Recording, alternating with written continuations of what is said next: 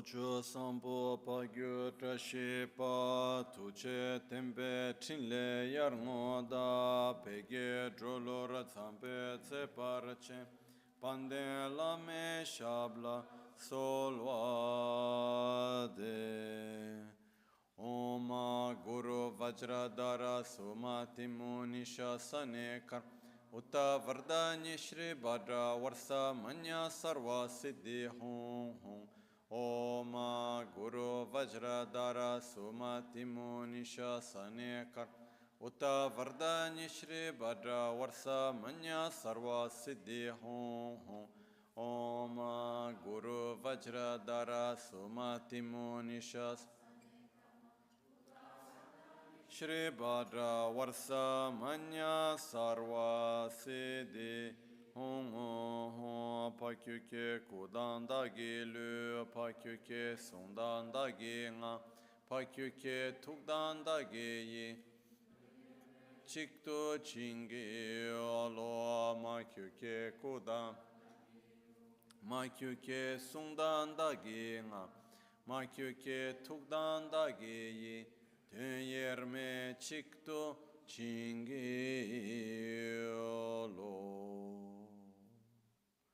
Om Muni Muni Maha Muni Shakya Muni Soha Sashi Puke Chushi Meto Chan Rirab Lingshi Nide Gembadi Sangye Shinto Mikte Ulvargi Drugu Namda Shingla Che Par Sho Yidam Guru Ratna Mineral Kam Niryatayami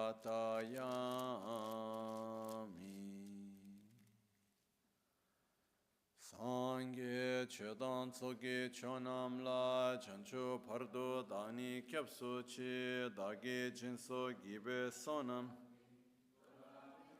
Sangye Drupara Shu Sangye Chedan Tsogi Chonam La Chancho Pardo Dani Kyapsu Chi Dagi Jinso Gibe Sonam Ki Drola Pinchra Sangye Drupar Shu Sangye Chedan Tsogi Chonam La Chancho Pardo Dani Kyapsu Dagi Jinso Gibe Sonam Ki Drola Pinchra Sangye Druparasho.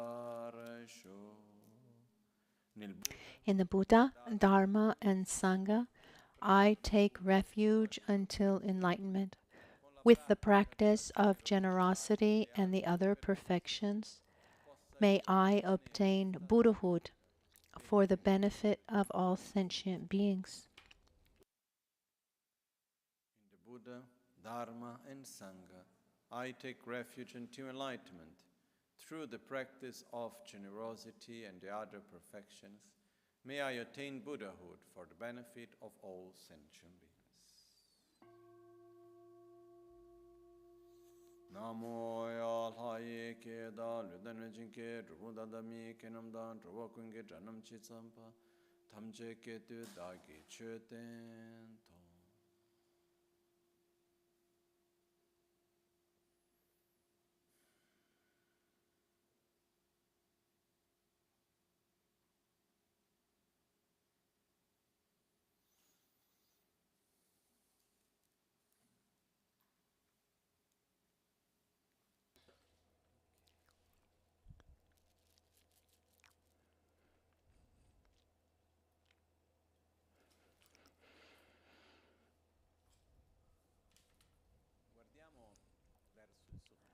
If we look up towards the ceiling, those of you at home, you can't do that, but I mean, you can look up to the ceiling, but this ceiling, and we see all of these mandalas. What are the main similarities among these mandalas? If you see, there the colors. Do you see pink or fuchsia, or are they the main five? Are there mainly five colors? And there's something else. If you see, there's a central part, and then starts with there's a central part, and then it expands, but not always, but usually there's a central circular part, and then the outside is square. One meaning that we can give looking at all these mandalas that have the same colors is the basis of when we look at ourselves. So we look at each other. We're all made of these 5 aggregates. What are the colors? The 5 Dhyani Buddhas, the 5 aggregates. They're talking about the basis of the existence of all beings. So we say, why are there the 5 colors in this mandala? Because the mandala is showing us this an inner path. How many aggregates do we have? 5. White is the aggregate of form, yellow is the aggregate of sensation, red is the aggregate of discernment, green is the aggregate of compositional factors or our personality, and blue is the aggregate of consciousness. Then you can deepen the meaning what related to aggregates, etc. But this is the basis. The aggregates have a fundamental importance. If we look at the Heart Sutra, for example, at the beginning, when there's this conversation between Shariputra and Avalokiteshvara,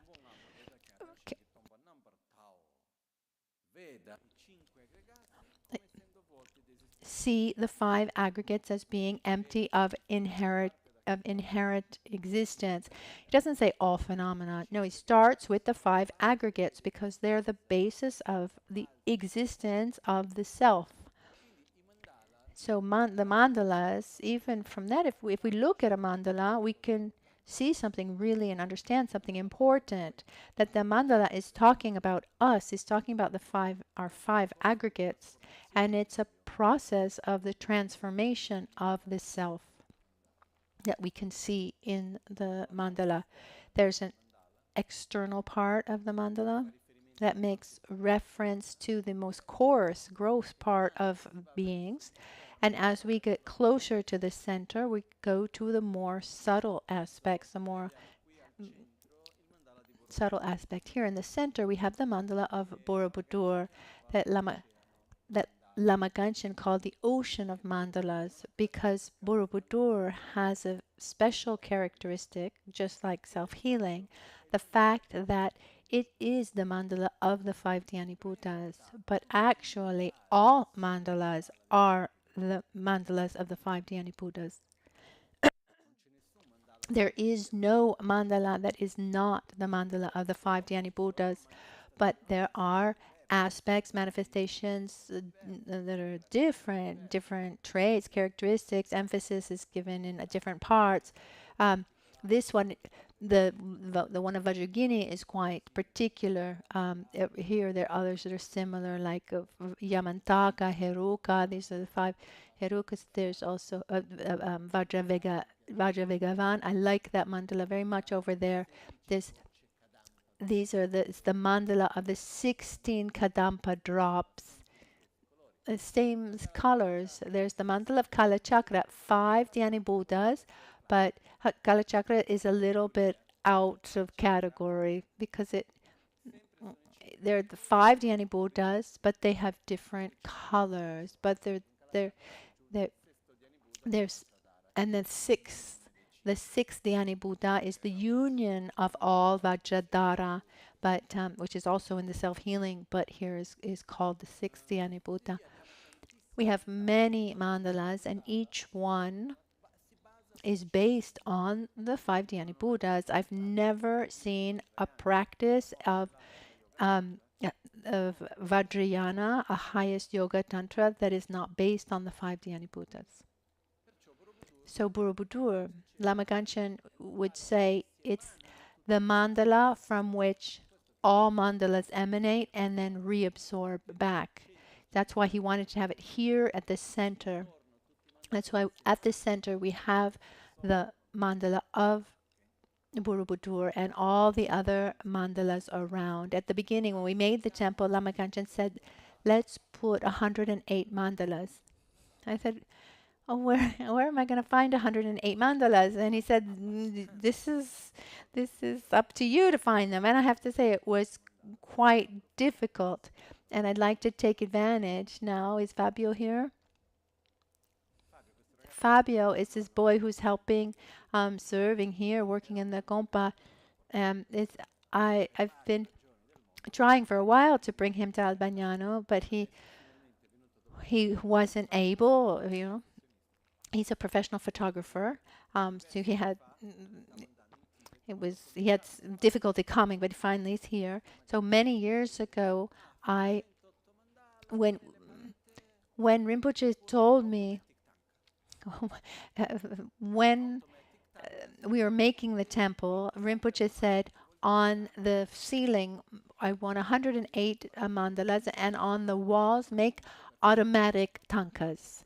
And so I found this technique. It was actually the son of Jacopo, who, the I think of the son of Franco, Jacopo. He brought me this brochure called Tattoo Wall, and I was going to Tibet with.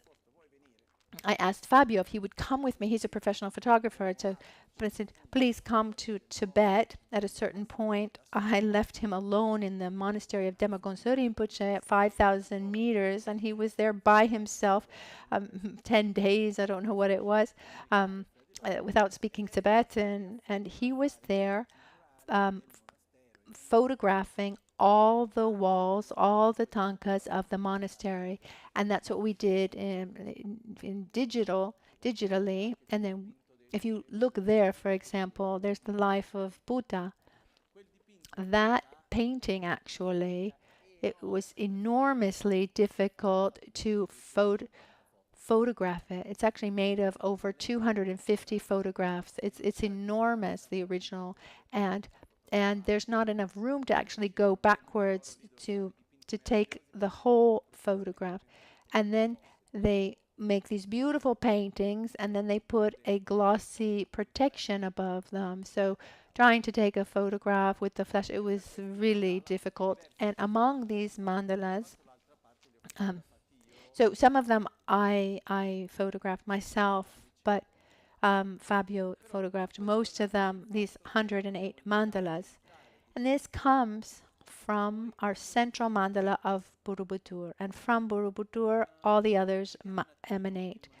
Let's look at the mandala of Borobudur just a minute to understand it. As you see, on each side, there are 5 levels. And then there's a white part that is actually also a 5. If you go physically to Borobudur, there are 5 stories, and then there are 5 square stories, and then 3 round stories. So we have the 5 paths: generation, the flower, the seed syllable, the symbol, and then the Buddha, and then the vase initiation of each one of the Buddhas. So this is what we have represented, and then the same for Vairochana at the center. What's interesting, what I wanted you to understand and see, at the center, Rinpoche wanted to put different colors, actually. You can see that at the center, there's red, and so where it's yellow, the center is red. Where it's blue, the center is black. Where it's green, the center is white. And where it's red, the center is yellow. That's actually the system of Kala Chakra. If you take that mandala of Kala Chakra over there, you will find the same colors. The one looking from the outside, it's the second row. It's the first one. The first one of the green part in the second row. That's the mandala of Kala Chakra.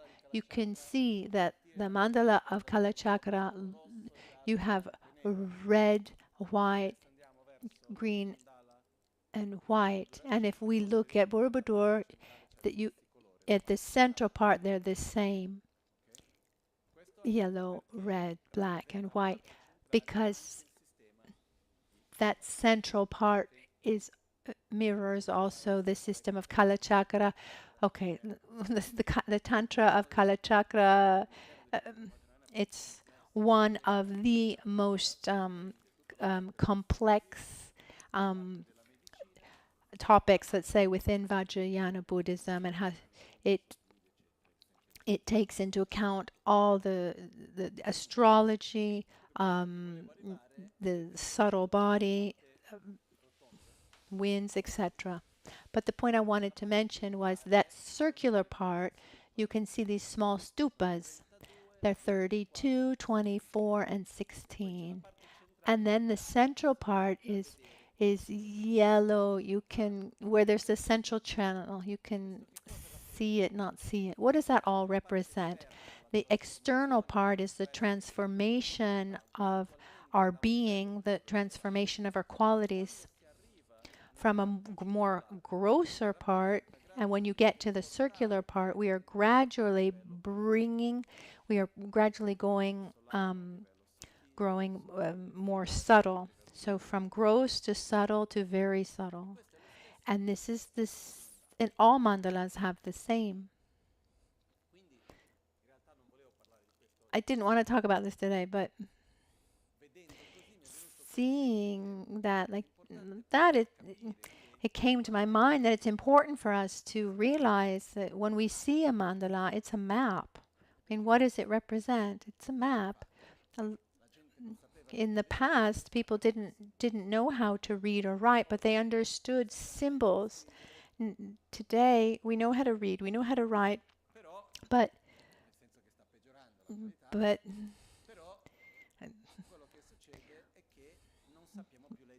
but we don't know how to read symbols anymore.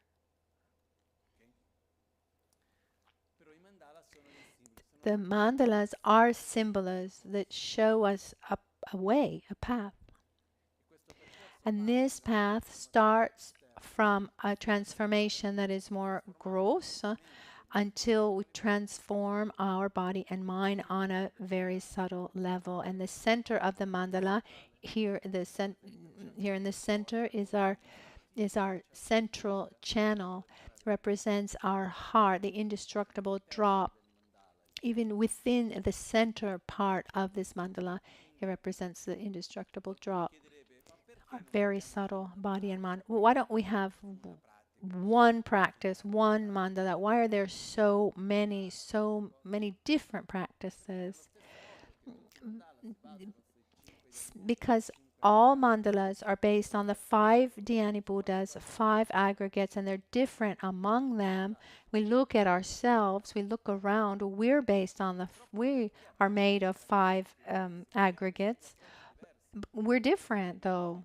We need different methods, we need different practices, and the quantity of different systems is because one manifestation of the quality of Buddha is to adapt to the characteristics of each person. The fact that there are so many practices is not that everyone needs to learn every practice, not that everyone needs to know all the mandalas, needs to know how to do all the practices. Actually, it means that we're different, and the differences are respected. So depending on the predispositions and the needs of each person, one could follow the practice that matches them the best. It's not that it's not said that everyone needs to stay within the lines. No. In these since Buddha Shakyamuni, so many practices have developed to respect the different characteristics and needs of each person. Now let's get to what I wanted to talk about. I wanted to deepen symbolism, because symbols, we did this a little bit with the mandalas. It's important that when we see a symbol, that symbol needs to be nourished with meaning. Even now, when we look at a mandala and we can recognize the meaning of the colors, that already helps us connect differently. We see at the basis there is the transformation. There's already a different meaning. It represents transforming our mental defilements and developing our inner qualities, etc. Now, the 5 Dhyani Buddhas are the embodiment of our own qualities, of the 5 aggregates and other qualities that we have developed to their maximum potential. So when we take Buddha Amoghasiddhi, for example, more than being a kind of God whom we ask for something, it's much more similar to an archetype. He's the embodiment of that quality. But when we see the image of Buddha Amoghasiddhi, it's important to know what we're connecting to. Connecting with. The Tibetans were really good at, we're still working on it. They were very, very good at translating things, translating them well. For example, the name of the Dhyani Buddhas in Tibetan, they didn't use the Sanskrit, but they translated them into Tibetan using the translation of the meaning, because their names actually represent the qualities that they uphold, that they represent. So I wanted to briefly to look at the names with them. Even if we keep using Sanskrit and translate it, it's a little strange. Let's try to understand a little bit better the meaning of the names. Again, to nourish our symbols with meaning.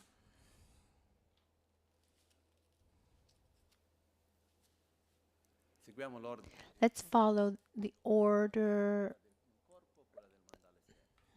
Should we follow the order of the body or of the external mandala?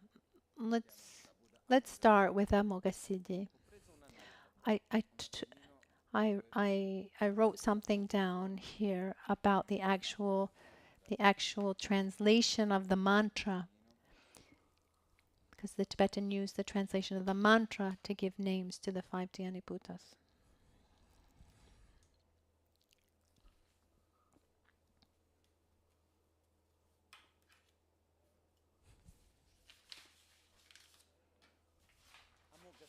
Amoghasiddhi,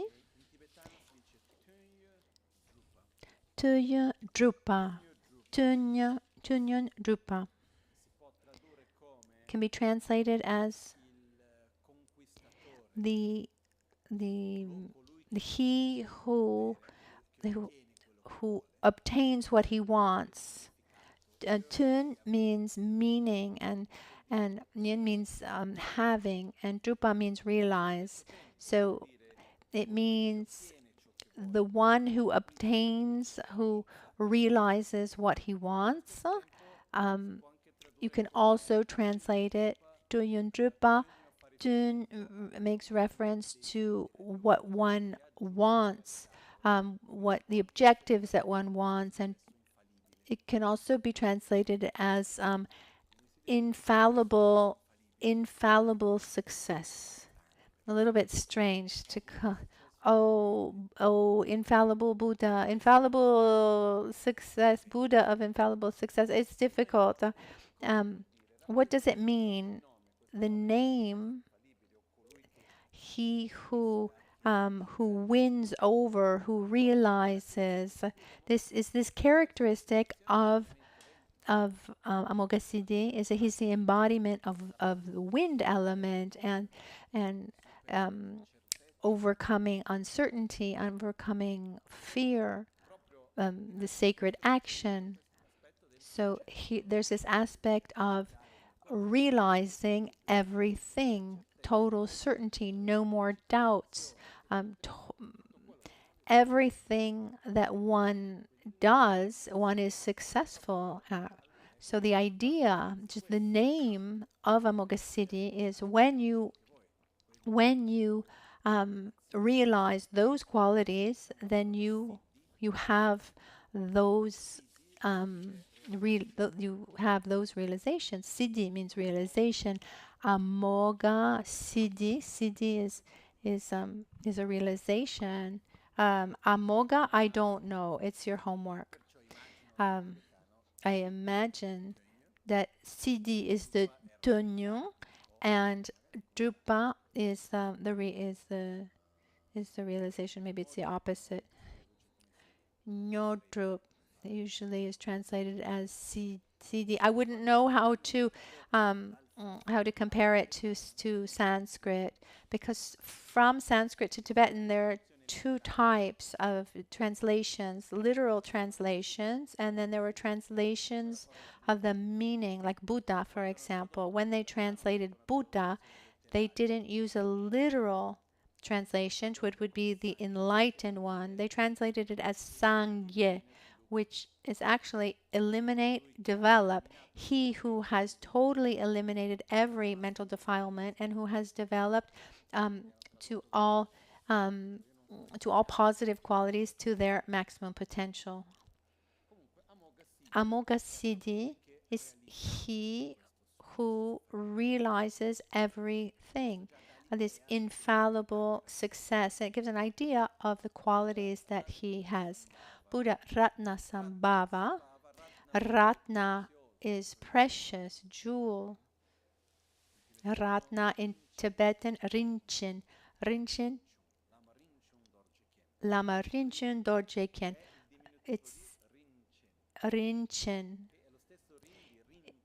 It's the same Rin as Rinpoche. Rin means precious. Jung means comes from, who is born from. He who is born from preciousness. He who appears, arises from that which is precious. And this makes reference. Let me see the translation that I took in English. That says, he who is born from the jewel, from what is precious. And this makes reference to the characteristics of being generous. So born from generosity, richness, or wealth comes from generosity, from sharing, from giving, and he represents he represents prosperity and increase, wealth, health. That's why he's called Rinchen Jungden Ratna Sambhava, he who comes from the jewel. He's born, he arises from the jewel. Rinchen is jewel, precious. So born from the jewel. Then we have we have Akshobhya. Akshobhya in Tibetan, Mikyopa. Mi in this case is a negation, is a no. In Tibetan, it's usually mi or ma in Tibetan. In Sanskrit, it comes from a. At the beginning, Akshobhya, from what I've understood, is the negation, like mi kyopa. So mi is a negation. Kyopa means stable. This means Akshobhya or mi kyopa is he who is, how do I say? Unshakable. Immovibile. Immovibile. He who is not unstable. Inamovibile. So unshakable. Unshakable. He who doesn't move because he's unshakable. when we make the prayer, Dumichiwe Tsewa Towana, sometimes in the tradition it says, if if the it says, if foreseeing signs of a premature death, may I, by a clear vision of Akshobhya, the immovable Vajra, the unshakable Vajra, because one aspect that Akshobhya has is stability. And it is directly related to patience and to overcoming anger and impatience. If you have a good level of patience, no matter what happens, you are stable, unshakable. That stays, the joy, stability, patience, calm, immovable. And that's what happens in our heart chakra, represented by the unshakable Vajra Akshobhya. At our throat chakra, we have Buddha Amitabha. Buddha Amitabha, U means light. Pakme or Paktumeba. Pakme is the diminutive of Paktumeba, which means infinite. So infinite light. And here there are different interpretations on why Amitabha is called infinite light. I have a personal interpretation that I've never read. It could be right, like it could be wrong, but it's my way of connecting to the name a little bit. Amitabha, among many things, represents the speech in the pure state. Akshobhya is the mind in the pure state. That's why the mind in a pure state is unshakable. Speech exists on 3 levels. On a gross level, there's a speech on a subtle and a very subtle level. The gross or coarse level of speech is what I'm doing now. It's communicating from one to another. I'm emanating feelings, concepts, etc. in a way so that the other through someone and their 5 senses, so that they can perceive what I'm emanating. So even in writing, or even when we read something, it's communication. We can say, oh, you told me this. Where did I tell you that? Oh, you sent me a message. It was in the message. So instead, subtle communication is the energy that one emanates from his being, from his body. That energy that is emanated on a subtle level is called the subtle speech. And the energy that is emanated from the very subtle body is called the very subtle speech. When the subtle speech and very subtle speech are described, they're described like the brightness of the subtle or very subtle body, like prana. So the prana is wind, right? So very subtle wind would be our very subtle body, or subtle prana, subtle wind would be our subtle body. So the light of prana, the light of the prana is the speech. It's what emanates, this vibration that comes from one's own subtle body. That's what we call subtle speech. So when we say that Buddha Amitabha is the embodiment of sacred speech, and his name means infinite light, for me it represents this ability to emanate to everyone without limit. I'm thinking of this. makes me think of a nice story. We were in Nepal, and Lama Ganchen had organized a conference. It was the period of conferences. So there was a conference, many people who were there talking. At a certain point, someone came and to show us, he showed us, had these two metal things. It was showing the energetic field of something. I don't know if you've ever seen that. What's the name of that? He was there and he was showing, showing that everything as you get close, these metal sticks, they would open and they would close, showing that there was this this magnetic field. And then he took me, and then he asked Lama Ganchen to bless an apple. He blew on it, he put it back, and then he went to measure the apple, and he had to leave the room. This little machine was just open, because it was an amazing change between the apple before and after it was blessed by Rinpoche. So this Upametta is this ability to communicate and emanate towards others in a way that is without limits. This is a holy speech. This also shows us that speech goes beyond verbal communication. When we're with someone, for example, when we have a feeling, we emanate energy. We're talking to others with our feelings.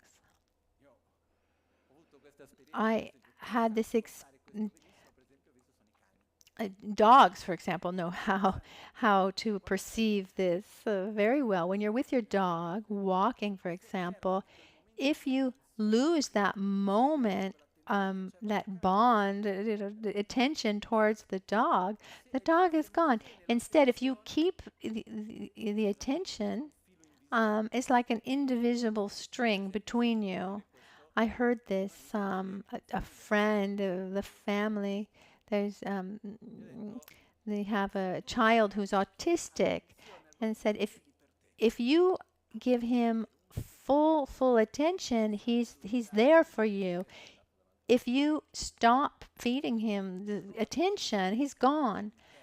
But not physical attention, but inner attention. And there are 1,000 different ways of seeing how we emanate things with our thoughts and feelings. This is our communication. So Amitabha Upame, when this represents this aspect of pure speech. Amitabha represents pure speech, this communication without limits.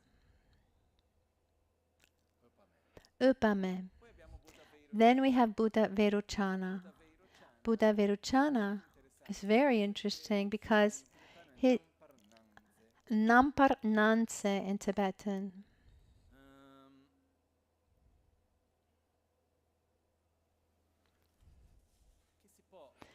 You can translate it as he who emanates, radiates light, but I think is a different way of understanding his name. Nampa Nansin. Nampa, you can understand it also as appearance. Nampa also means appearance. Actually, I need to correct the spelling a little bit in Tibetan. But Nang means to do, to manifest, to act. Ze also means like he who creates, who acts. So we can also translate it as the creator of appearance, because it creates appearances. Vairochana is the manifestation, is the embodiment of the aggregate of form. Form is both the body and all sensory objects that we perceive. That's form. Our body is part of the in the inner aggregate of form. The external aggregate of form is everything that we're able to touch and see. And it's really beautiful for me that Vairochana represents both the aggregate of form, but also the wisdom of emptiness, because Vairochana is the embodiment, he's the personification of wisdom. We, what is wisdom? It's the realization of the lack of inherent existence, the so-called emptiness, shunyata. In other words, it's the realization that nothing exists in an autonomous, independent way. Instead, everything exists in an interdependent way, and form, everything that we see and touch and perceive, exists exclusively because it's interdependent. What creates form, what creates all of that is interdependence. So Vairochana, that represents the embodiment of wisdom and the non-duality between relative and absolute reality. His name says it. He who creates appearances. Why? Because it's representing the wisdom, the nature of everything, emptiness. And because things are empty, they can exist. If we try to see something outside of its interdependence, you're not going to find it.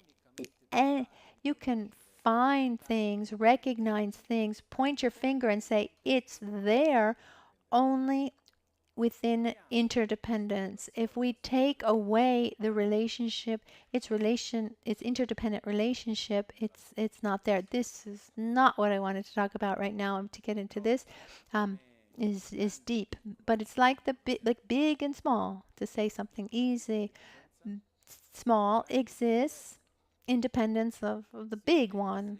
Similarly, if I try to find small independently of big, you're not going to find it. And it's like this for every phenomenon.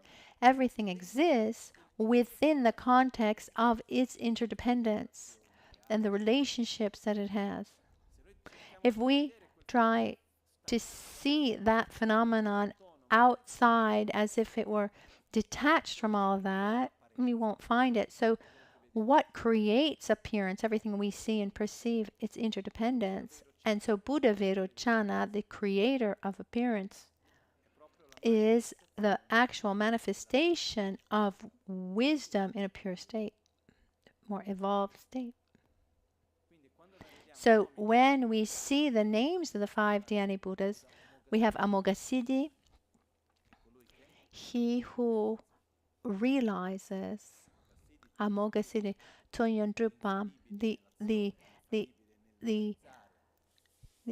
unmistakable, unfallible. He represents the holy action. Ratnasambhava is born from the jewel, born from preciousness, represents generosity, giving, sharing, and also increase. The Akshobhya, unshakable, represents the mind in the pure state. Stable, it never loses its calm, its balance, its peace, independently of whatever happens. It's unshakable. Amitabha is infinite light, is a holy speech, communication, transmitting in an unhindered, unlimited way. And Vairochana represents also the pure body. He's the creator of appearances. It's through the interdependence that everything can exist and can manifest itself physically. We use also the name, like Vairochana is also called the the Vajra body. Amitabha is Vajra speech. Akshobhya is Vajra mind. So we can translate Vajra as indivisible or as a diamond, and it represents the non-dual state of of of of wisdom and love. So a pure mind, pure speech, pure body. That's what Vajra would represent. And with this, gradually we start getting closer and closer to the meanings. Just to add one more thing, they also have their own mudras, right? Amoghasiddhi is the mudra of no fear. This is the gesture of eliminating fear. It goes beyond, it overcomes, transcends fear. Ratnasambhava is the mudra of supreme generosity. Akshobhya is the Sanyan Chagye is the mudra of touching the earth, the mudra of stability, the earth touching mudra. Amitabha is the mudra of meditative concentration, represents also satisfaction and, as a consequence, concentration, because what brings distraction is dissatisfaction and unlimited desire. You can't have concentration without first taming your desire. So first we develop satisfaction to have correct concentration. Veruchana, Lama Ganchen used to call it the OK mudra. This mudra is called the mudra of wisdom, the wisdom mudra, or it's called Jnana mudra in Sanskrit. If in Hatha yoga, used like this, or sometimes on the knees, Jnana mudra is the wisdom mudra. We also use the term the mudra of turning the wheel of dharma, because it's the mudra of wisdom, because the teachings of Buddha show the ultimate reality of things. In common with all these mudras is the left hand. It's part of the mudra is the left hand, left palm on the lap. So if we look, the left hand always stays the same. This right side of the body represents the part of method, male energy. The left side of the body represents the part of wisdom and female energy. The right side, method, is action, is showing up, appearance. The left is feminine side, is the essence. So one hand does the action, no fear, generosity, stability, no fear. And the other one remains in meditative concentration. This shows the non-duality between relative reality and manifestation, and the wisdom that realizes the absolute reality, the ultimate reality, the lack of intrinsic existence of all phenomena. And this is one of the characteristics of the mind of a Buddha. It's a little bit complex to get into details right now, but one characteristics of the mind of a Buddha is that he transcends his duality, or things up to us, they appear in an intrinsic, objective way, and we're not able to relate to things outside of that context. Those who've studied these a little bit, it makes a little bit more sense.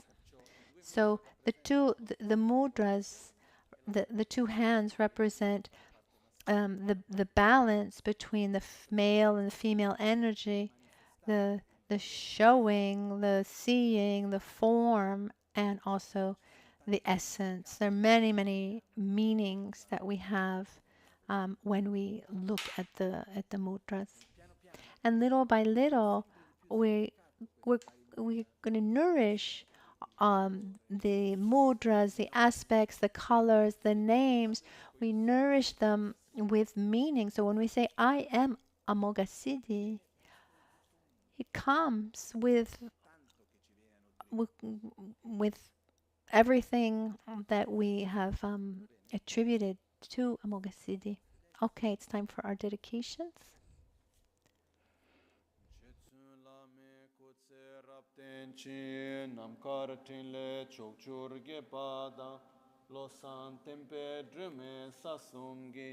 Drove munsel taktu ne gyur chi kyewa kuntu yanda lama dang dralme cheki pela long chi sada lamgi yente rapso ne dorje changi kopa nyur toba sho nimo dele tsendele nime kuyan delek shi ninsen taktu delek pe kuncho sumki chingi lo, kuncho sumki ngodrub sol, kuncho sumki trashi sho.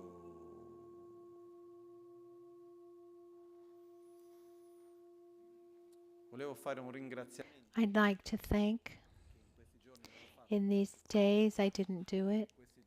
These days, our friend Shirley, who is here visiting from China, brought us as a gift these robes that we've put here on Rinpoche's throne. She's brought them from Lhasa, and then they were used for about 6 months on the main statue of the Chokan.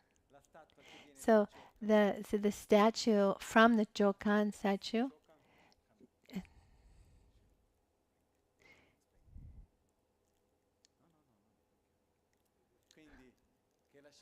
So Shirley has brought them, and now she's here. She visited Lhasa. She was there, and she brought these robes as a gift. In Lhasa, there is the most is a place that is known as the holiest, the most sacred place in Tibet. It's in Lhasa, the temple of Chokan. There's this statue that very often they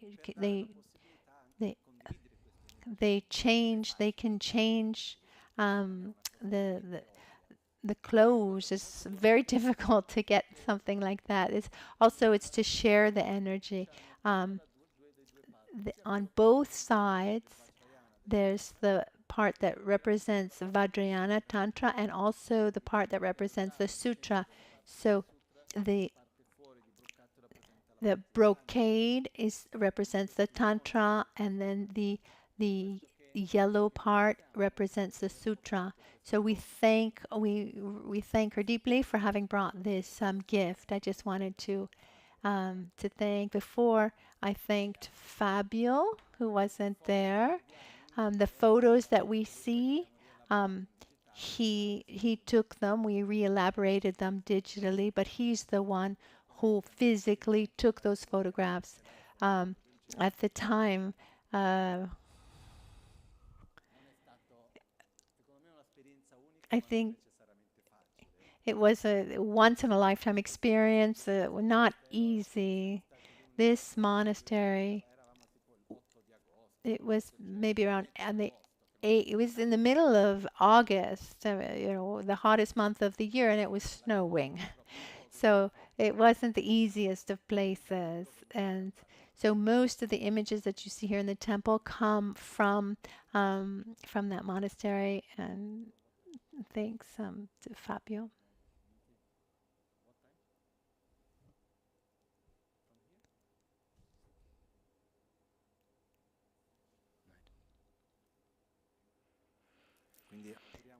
So we wish Shirley a good trip. She's leaving tomorrow.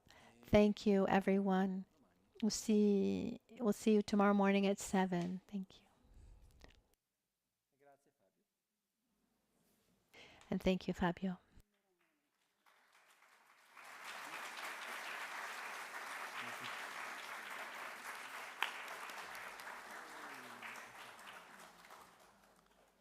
One kata? And vai você buscar a kata para você. You get me one kata, please. No, okay. Don't wanna. Thank you.